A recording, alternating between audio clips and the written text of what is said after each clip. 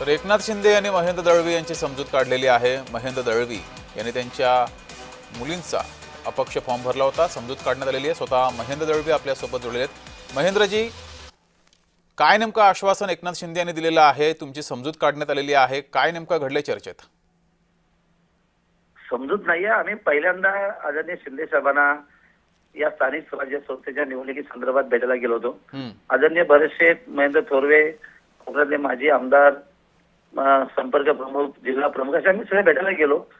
उद्या फॉर्म भरण्याचा शेवटचा दिवस आहे आणि त्याच्यामुळे आम्ही आमचं मताधिक्य सांगितलं, ते कोकणातली जनता जो आम्हाला दिला आहे आणि माझ्या कन्येने त्या ठिकाणी फॉर्म भरला आहे, आपण त्याच्यामध्ये आदेशित करा।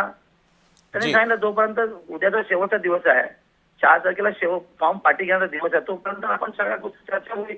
आणि ती एका सीटची नाही, महाराष्ट्रामध्ये 17 सीटची निवडणूक लागली आहे, त्यामुळे आपापला प्रत्येक पक्ष आपापला दावा निश्चित करतो। त्यामुळे कालच माझ्या कन्येने फॉर्म भरला आहे आणि उद्याचा शेवटचा दिवस आहे। तुम्ही तुमच्या मुलीचा फॉर्म मागे घेणार की कायम ठेवणार?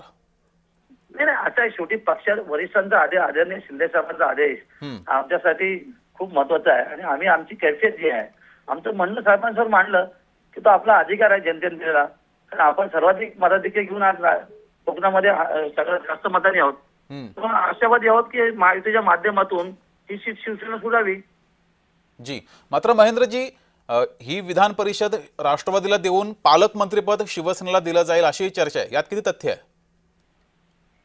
पालकमंत्री आणि या निवडणुकीचा दुरान्वय संबंध नाही आहे। बरं, पालकमंत्री हा आमचा अधिकार आहे, कारण पालकमंत्री आधी ते सरकारच्या झाल्यानंतर त्याला मुख्यमंत्री स्थगिती दिली। बरेचसे 4 आमचे आमदार आहेत, आता मंत्री आहेत आणि रायगडमध्ये आम्ही 3 आमदार असताना आम्ही इतरांना कसं पालकमंत्रीपद देऊ?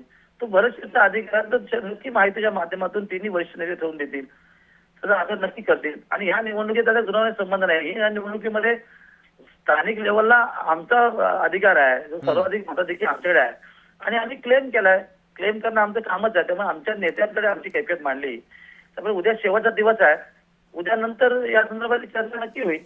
जी, मात्र महेंद्रजी, तुम्ही आणि भरत गोगावले सुद्धा प्रचंड आक्रमक होतात या जागेसाठी, मात्र अखेर ते राष्ट्रवादीला जाईल अशी जोरदार आणि शक्यता सुद्धा आहे। या सर्व पार्श्वभूमीवर राष्ट्रवादीने शेवटी कोकणामध्ये बाजी मारली अशी चर्चा आहे।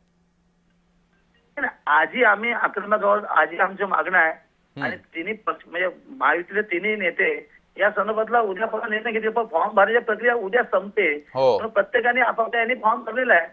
चर्चा ही उद्या नंतर सुरू होईल खऱ्या अर्थाने। ठीक आहे, मग तुम्ही आता सूचना दिलेल्या आहेत एकनाथ शिंदे यांनी की महायुतीचा धर्म पाळा, तर तुम्ही आता जर अनिकेत तटकरे हे उमेदवार असतील तर प्रचारामध्ये असाल? जसं शिंदे साहेबांचा आदेश येईल त्या पद्धतीने आम्ही नक्की त्याच्यामध्ये सहभाग देऊ। आमचे नेते आहेत, त्यामुळे ते शिंदे साहेबांचा आदेश आमच्यासाठी सर्वात महत्त्वाचा आहे। ठीक आहे महेंद्रजी, धन्यवाद दिलेल्या या प्रतिक्रियेबद्दल। एकनाथ शिंदे अजूनही वेट अँड वॉचच्या भूमिकेमध्ये आहेत अशी चर्चा आहे। रायगडमधून महेंद्र दळवी माघार घेणार नाहीत असा सुद्धा सवाल या निमित्तानं उपस्थित झालाय। नेमकं आता काय होतंय उद्या या संदर्भातील संपूर्ण चित्र हे समोर येईल।